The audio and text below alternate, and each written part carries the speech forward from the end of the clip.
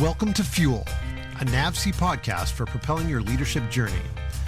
I'm Joe Michalak, the Propel Leadership Development Program Manager. Each month, we will be engaging thought leaders who will tell their stories. You'll hear about workplace issues like culture, psychological safety, intentionality, and transformational leadership. So, whether you're interested in learning what leading is all about or you've been a leader for years, we are all on an ongoing professional journey, which requires fuel. This episode of Fuel, we'll hear from three NAVSEA leaders who went through the trenches together of earning a doctorate's degree. Dr. Zehr, Dr. Kyle Werner, and Dr. Angie Lewis. Each of them will share how their individual journeys came together under one purpose and how that experience carries over to each of us, bringing together our unique story, forming one NAVSEA.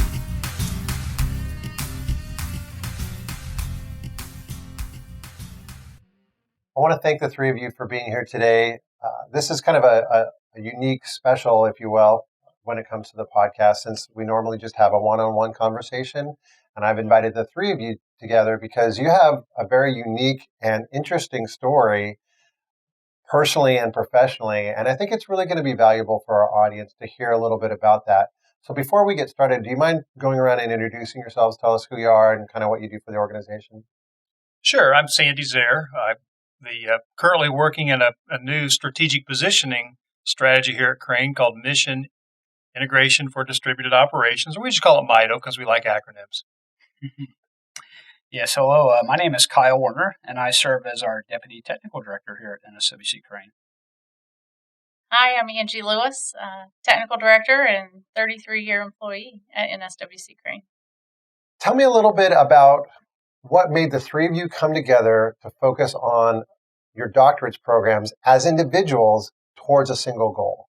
I recall getting interested and talking to our technical director at the time, Dr. Adam Razavian, and he strongly encouraged me to go out and pursue it. So I went out and actually developed a spreadsheet of a lot of different doctoral opportunities. You guys both remember the spreadsheet, right? Mm-hmm. And shared it with Kyle, who was my department director at the time, and said, hey, looking at this, what do you think? And he said, I think I might be interested too. I don't want to put words in your mouth, but that's about how it went, right, Kyle? Very much so. And to build a little bit, we had been an organization that had been really intentional to target workforce with advanced degrees and had some success around that time with maybe, 70 or 80 different PhDs. And we had discussion amongst our leadership team where, it would be incumbent upon us to really have some leaders that were PhDs that might be able to relate a little better to those employees and have experienced that process. So it really piqued a curiosity, I think, amongst our executive team at the time that really was probably underpinned by some lifelong learning desires, I think, that each of us shared. And really, Angie, that's where we pulled you into the dialogue too and said, what do you think? Yeah, I can remember it was between Christmas and New Year's. There weren't many people around. And the way that I recall the spreadsheet come in and Kyle brought it in to show me what work you had done, Sandy, and what the two of you were getting ready to go embark upon.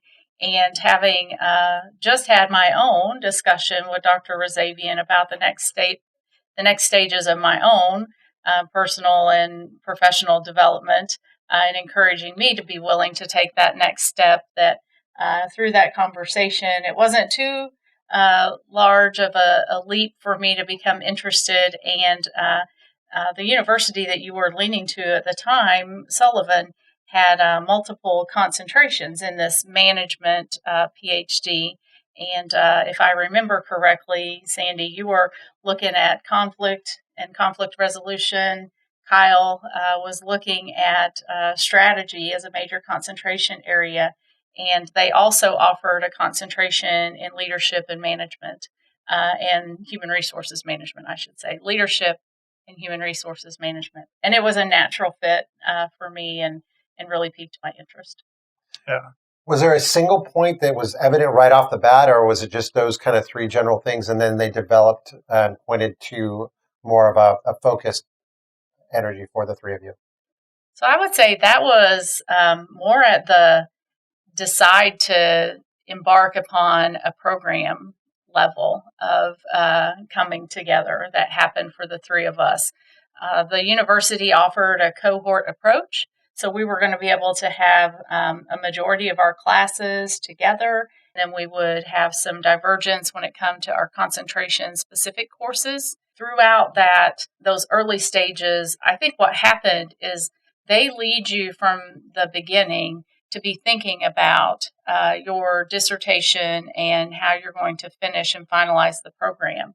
And it was really through that dialogue and discussion that we started to look at our individual research interests and how they might converge. Yeah, what was crazy for me, Joe, is I looked around and I said, I've got people, I work with people at Crane who get speeding tickets coming to work. They love coming to work at Crane. But I also work with others who stay in the shower till the hot water runs out because they don't want to come to work. They're just dragging themselves to work. I want to understand the difference between the two, and it's a concept I was exposed to early in my PhD work as employee engagement. And that's really what I got into and studied. And I think you both had kind of similar experiences. Early on, you said, gee, this is what I want to go look at, right? So yours got refined to employee engagement from where you first started. What about the two of you?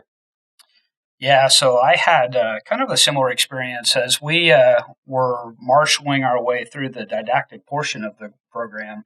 We got exposed to a variety of different topics, and one of them that really had my interest peaked, along with what I was spending time on my day job, was around innovation, and really a culture of innovation.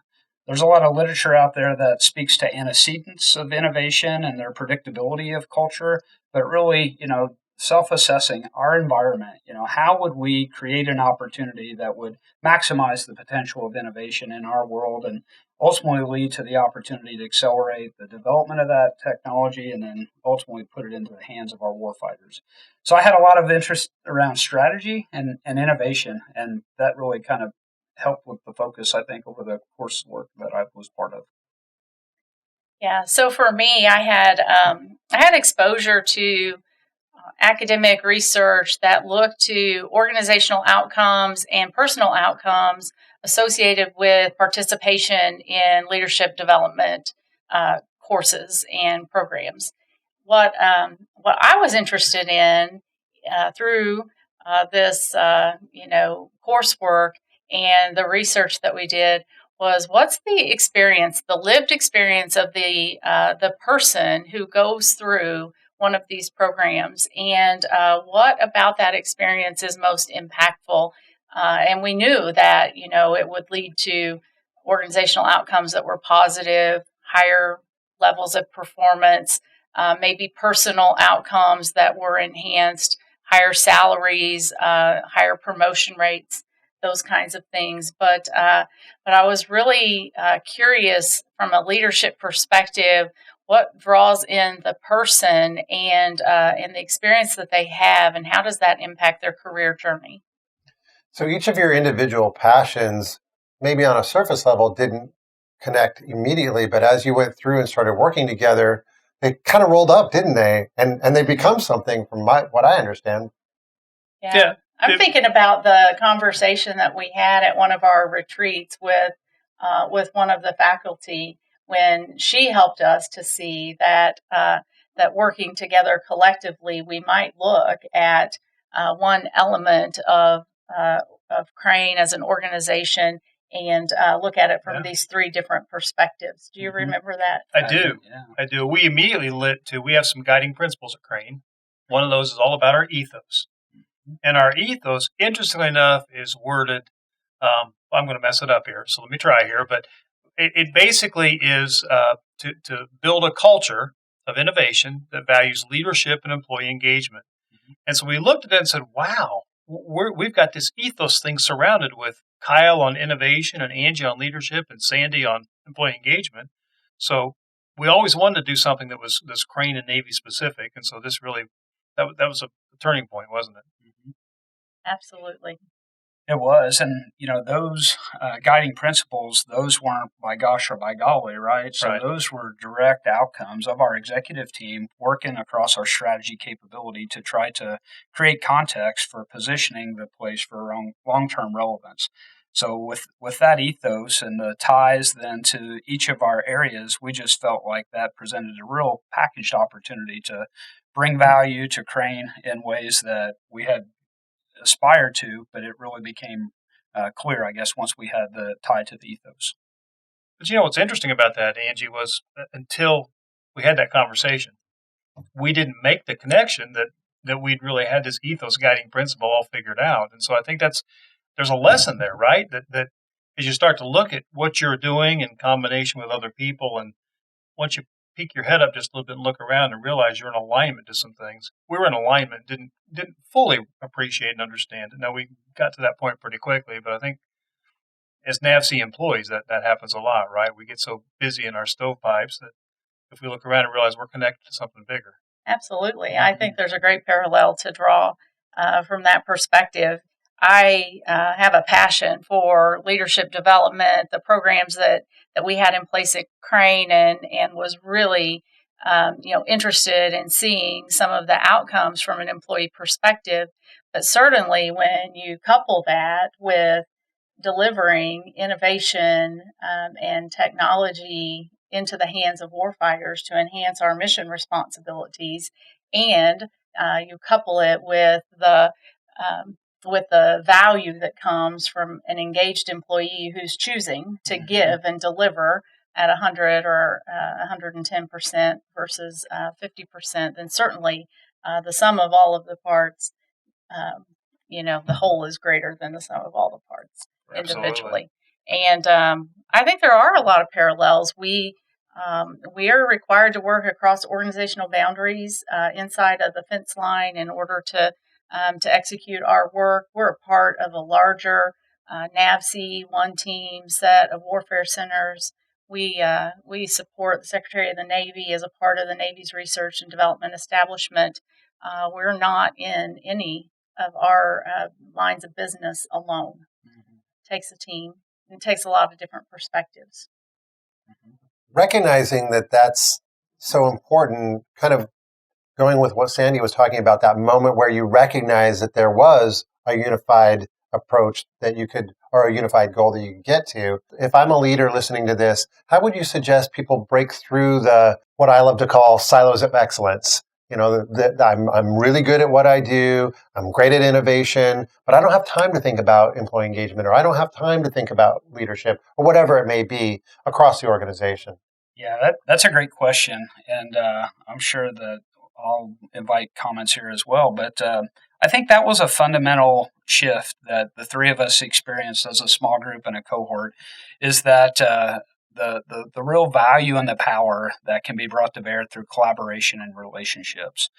Just as Angie kind of gave a great account, the relationships and the breadth that we have in the mission that we perform is well beyond, the 3,800 civil servants that are here at NSWC Crane. And once you recognize the value and the importance that it can come from partnering across an organization where you can bring a collective capability to these complex and difficult challenges that we are shared with, there's tremendous value in that. And I guess the perspective I'd leave with is, that doesn't happen natural for a lot of us, right? We're trained to be good at our job. Many of us are technically educated. Many of us are introverted by nature. And the ability to pick our head up and to think broadly about those collaborative partnerships, it doesn't happen natural. So I would just encourage leaders out there to challenge themselves a little bit, to look for opportunities, to think a bit more broadly about the value of collaborative and strategic partnerships, because at the end of the day, that's how we're successful addressing some of the most complex challenges. I don't know, Sandy, if that makes sense from your point of view, but it's certainly something I think we've shared. Yeah, no, it does, Kyle. I got to tell you, I have never, ever asked a question from one of my peers across other warfare center divisions that they haven't given me a very genuine, fact-filled, great answer. The point is, it's a force multiplier, right? When we work across the organizations, across the whole NAVSEA enterprise. And what I found is, yes, it's hard. It takes time, but in the end, it becomes more efficient because I get some perspective. I learn how to do something perhaps a little differently, gain a viewpoint that I didn't have before. And frankly, that helps me become more efficient and saves me time in the long run. So I would just encourage people to invest time to have those conversations, to collaborate across the Warfare Center enterprise, across the NAVSEA enterprise. We're doing wartime readiness drills right now. And I think that's so important to understand how are other people doing it. Sharing that perspective across is so valuable. I was thinking about how structured the school was in bringing us together, even though the preponderance of the program was remote.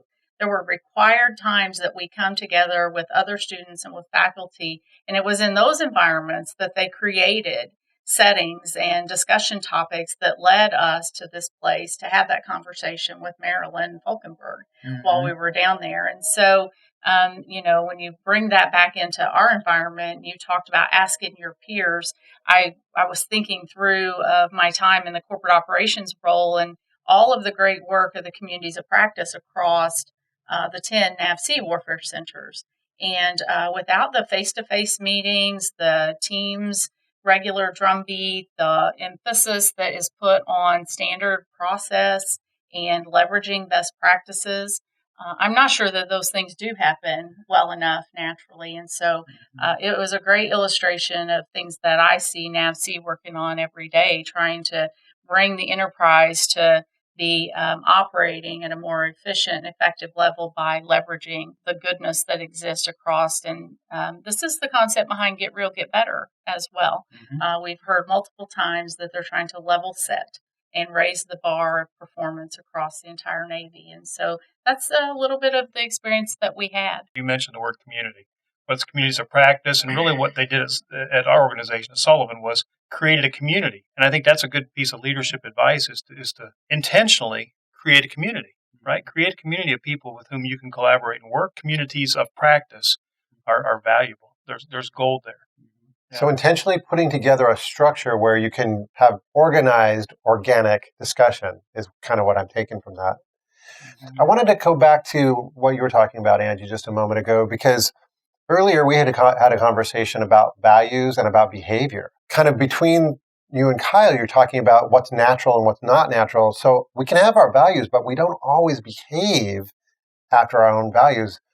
What kind of advice might you give that will break through some of that difficulty shifting and adhering our behavior to our values? Yeah, that's a great question. It's not an easy thing. I remember talking with a former commanding officer here, and we went to a training class that was scenario-driven with leaders and managers across the organization.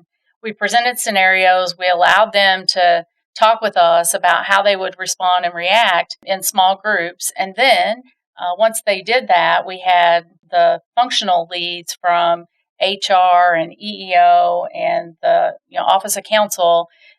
They're prepared to give them insight to maybe better ways of responding than not good ways. As we came back, he said, that all just seems like common sense to me. We had a conversation then about common sense is not always common practice. And you have to create environments where there's safety in being able to practice because we're faced with tough situations. The employees here are faced with tough situations daily. Leaders across the organization trying to deliver innovative outcomes and incentivize employee engagement. And how do we ensure that given the opportunity presented with a chance to shine, do our behaviors line up with what we aspire to through those values and our guiding principles? And so it was a great moment for me and for him to have a conversation about that's why we go and we practice and we have these conversations. And you have people who will tell you when you're not acting in congruence, when you're as our friend Tomas from Corona would say, when your audio doesn't, or when your audio and video don't match. He talks about that. That really resonates with me. But that's so important, right? Congruence between our deeds and our words. And so having a close cadre of people who will let you know, hey, listen, you're a little out of congruence here. Your actions don't quite meet the video doesn't quite meet the audio. That's important, right? And so having that piece, not only practicing, but having people be able to help you see what you may not see yourself is important. I chuckle there just a little bit because the term fearless feedback comes to mind. That's something that we have shared regularly. And when you do experience that incongruence, you may not realize it as an individual, right? But if you've got, teammates that have the opportunity to share that in a manner that can help broaden your perspective, that's when you're in a good position. And those relationships, shared experience and shared understanding When you get a group that goes through a process or gets exposure to something and has that shared experience, it's just so impactful for people to be able to self-relate and actualize and create relational capital.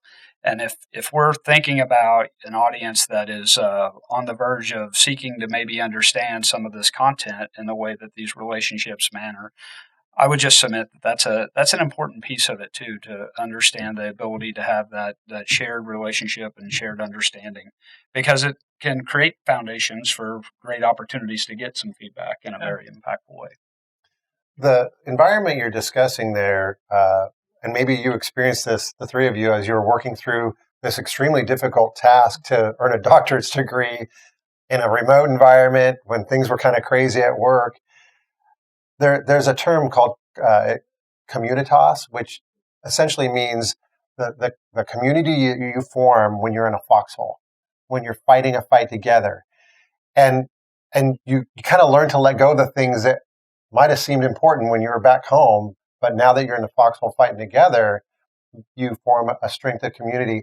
Can you describe the transition from the unique individuals that the three of you are into that communitas, and maybe how you can encourage others who are going through something like that to get to that a little quicker, maybe? So I was ready to quit 5 weeks into the PhD program.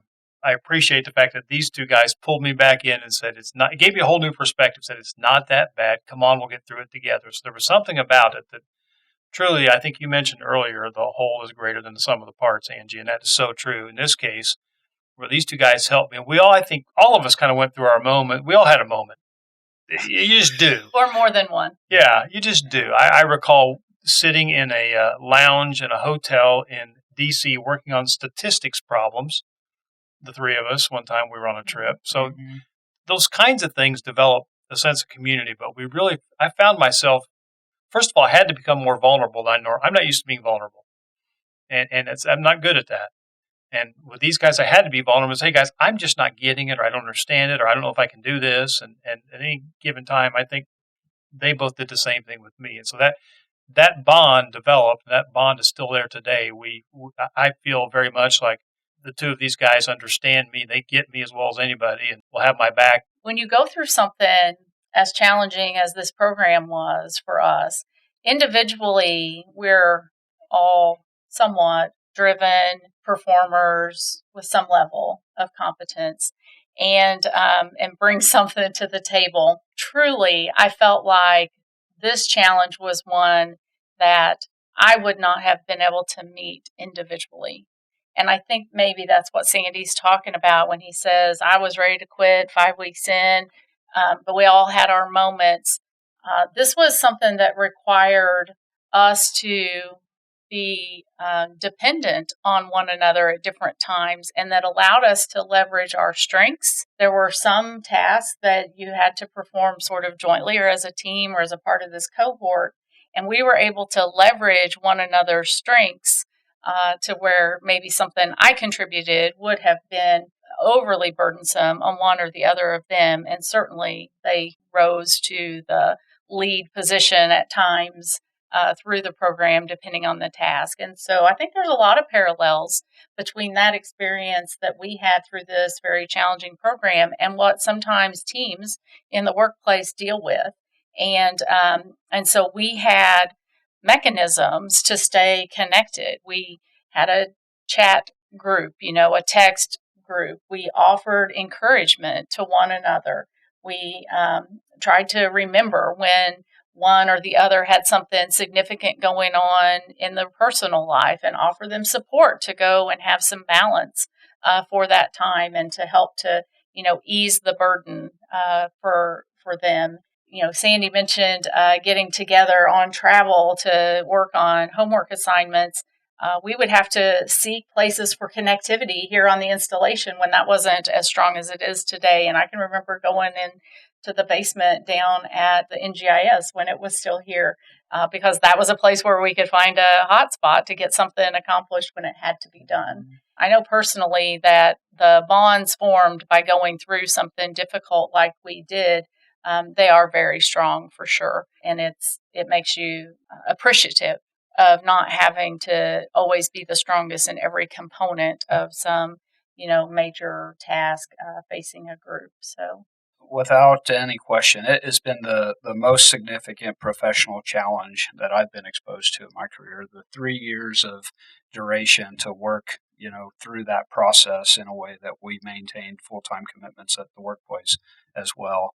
And I'm almost careful to say that because any of our audience members, if you're an aspiring PhD student, please give it thoughtful attention and do it. You will be glad that you did.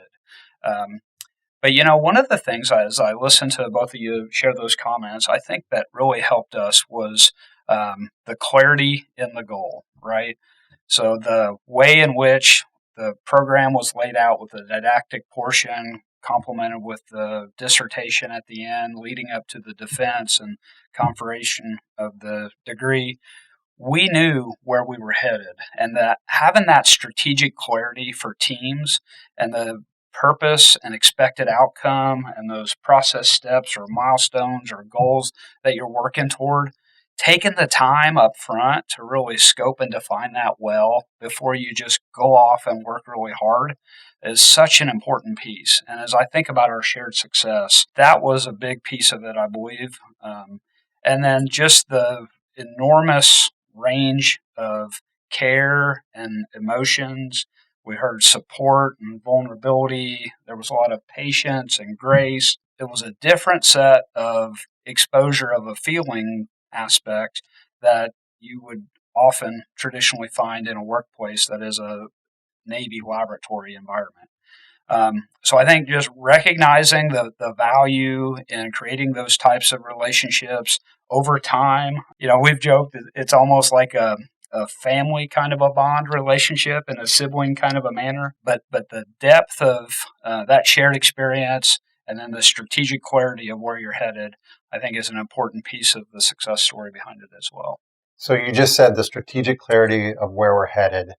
And I think we're all pretty aware of the way that things are going in the world scene and that there is a call for that clarity and really a unified effort. So as I think about the 10 divisions of the warfare centers, and I think about the different aspects of NAVSEA, whether it's the shipyards or the RMCs or the PEOs, what wisdom can your experience shed to us unifying behind wartime readiness? Yeah, so as we think about that environment and putting ourselves in a position to be successful in that environment, strategic clarity plays a big role, right? So as we think about goals of, X to Y by when, having the clarity to understand how we're going to be able to look in the rear view at a later point in time to say, yes, we did achieve these objectives and we accomplished the goals with very intentional and deliberate process steps. That becomes a big piece of it in terms of having that understanding to be able to define up front. I want to kind of circle back to the content of our work. It converged around ethos as a guiding principle for how we lead here at NSWC Crane. Your question, really gets to the heart of what I think was most valuable about what we did. It is not by accident. There's academic research that supports how to have successful outcomes in an environment such as ours. We do very difficult work, cutting edge technology development, test and evaluation, fielding of combat systems. We're really underpinning national defense out of these NAVSEA Warfare Center laboratories. It does take a talented science and engineering workforce to be able to do that and great partnerships. But what we did through our program was really dove in and uncovered some of the underpinnings of how you do that. A world-class workforce deserves world-class management, and our research supports some world-class management techniques that are successful, that have proven outcomes and results that we're all very proud of here at NSWC Crane. And so I just wanted to kind of circle back to a technical director, Dr. Razavian, encouraging the workforce to continue their development and their journey has had multiple benefits in a lot of ways and a lot of layers. So we all had some personal accomplishment, professional association of the content back to our work, and organizationally for Crane, a set of research outcomes that really contribute to an understanding of how to manage in tough environments and deliver great outcomes. When I think about wartime readiness, it goes back a little bit to our collective research, and it's that culture piece. And so we have to create this culture where when people see something, they say something. We need the people who are closest. We need everybody to contribute those innovative, game-changing ideas. And so the point is we need to create a culture in which people feel safe and comfortable in sharing. Here's what I see, and here's how we can do better with wartime readiness. This takes all of us. It's a big project, and we're talking about big things, and they can't be solved from the corner office, right? They have to be solved by the entire organization pulling together. And so that culture that encourages that is going to be so critical, I think, moving forward. Leadership development is one of the main reasons that we even had this podcast. You chose to invest in your own development, and that was a pretty impactful thing because you were on your own journey as individuals, and that journey came together, and we became a more powerful organization because of your choices. So I want to thank you for doing that, and I want to thank you for spending time with us today. This was a great experience, Joe. Thanks for asking and putting it together. It's been a few years now, almost 5 since we finished, and it's one of those, in the heat of it, it felt massively large and overly complex. And in retrospect, Kyle's absolutely right. If you're contemplating a journey such as this, it is well worth the investment of the time and the resources to do it. And you can do it. Just surround yourself with the right type of support system for sure. I'll just comment in closing that in the event any of the comments piqued interest from any of the audience members, we'd be happy to have follow-up or exchange. We all are pretty active in coaching and supporting folks, and be happy to do that if there was something that was of interest here. And I would just say, Joe, I want to thank you as a Propel program manager. That's such an important piece of this leadership development that we're doing, and so critical. And I would encourage folks to better understand that as well. We're all believers in leadership development. We developed on our own, and we've tried to develop individuals and employees as well. We just firmly believe in that. And so I think the role you're playing in the NAVSEA organization to build leadership is a critical one, and I just want to encourage you to keep doing what you're doing. Thanks again. Thank you for joining this episode of the Fuel Podcast, brought to you by NAVSEA's Propel Leadership Development Program. For more information about Propel, visit the Propel wiki page. Thanks for adding fuel to propel your journey.